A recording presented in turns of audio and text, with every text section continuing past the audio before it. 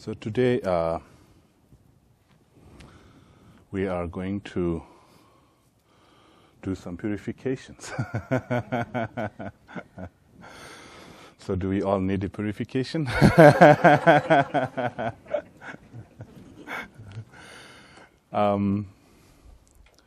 So today's topic on our workshop is letting go of the past through the Vajrasattva purification practice.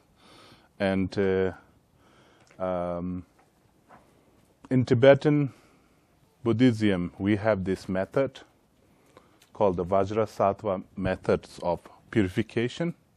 And it is a very profound practice. And actually, simple English word for that purification is, we call it letting go. So letting go practice, we all know, yet we all don't do it. And it is the most easy things to say, yet most difficult things to do. And letting go practice is actually something very common, very common to all of us, yet very uncommon when it comes to our own life. And so that is why sometimes when we want to move forward and something that really hold us and not letting us really move forward with the time, with our life, and with the happiness, with the love, with the compassion. So there is like something that really holds us back and keep us sort of like a really, what do you call, suffocated. Or sometimes it is a huge burden, actually.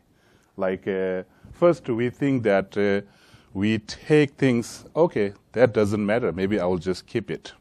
And then it just piles up, right? It just piles up. It's just like over the years, year after year, then things that we hold on so tight, actually it become really huge burden on us. Like we just keep holding.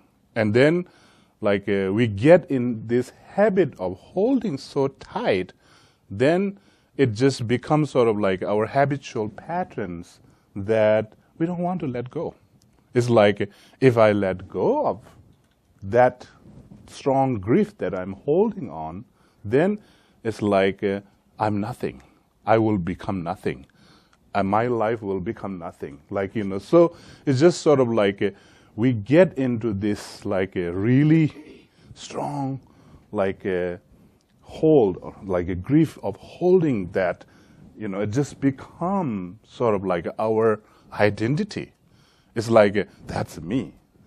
And really, like if we kind of like focus on who am I, and that is something that the Vajrasattva practice actually tell us. So what is actually Vajrasattva?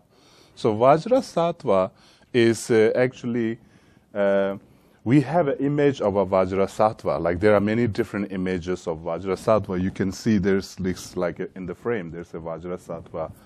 And then there's like a Tanka there. It's also a Vajrasattva. It's a symbol, actually. Like you can see Vajrasattva, sometimes solitary Vajrasattva, sometimes with the concert Vajrasattva. So it's actually, with the concert is actually, it's just like a yin and yang. Like, how the symbol is, like the male and female energy sort of like put together. So mainly what it is, Vajrasattva means actually your best pure self. That's the Vajrasattva. So if I put it in a simple way, if you want to know what is Vajrasattva, we all do have a Vajrasattva nature, that we have this pure and best self nature. So if I ask you, what is your pure and best self? Do you know your pure best self? And I think we all do, right? We have, when are we in that pure best self? Sometime like we become our best self when we are totally free, right? When we don't have anything to hold on. Actually, that's, like a Vajrasattva practice is actually about how to become pure and your best self. And if you ask yourself, when are you your best self, actually? When are you? When are you your best self?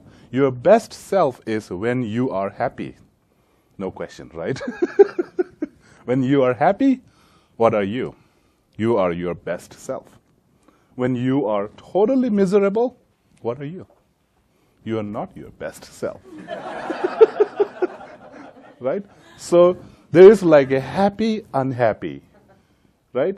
And we have a potential to become our own best self, and we have a potential to become our worst self, right? We have both potential.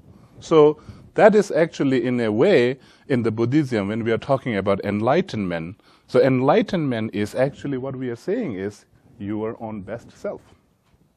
So when Buddha was saying about enlightenment is this just totally letting go of state, right? Totally freedom, totally like pure. And that state, and how can we get to the enlightenment state? So there are many different explanations of enlightenment. What is enlightenment? Do you have a potential to become an enlightened being? And that question is simply asking like, do you have a potential to become your best self? So answer definitely is yes, right? Yes, we have a potential to become our best self. So in a way, letting go practice is actually the method of how to become your best self. So when you become your best self, at that time, you are actually letting go.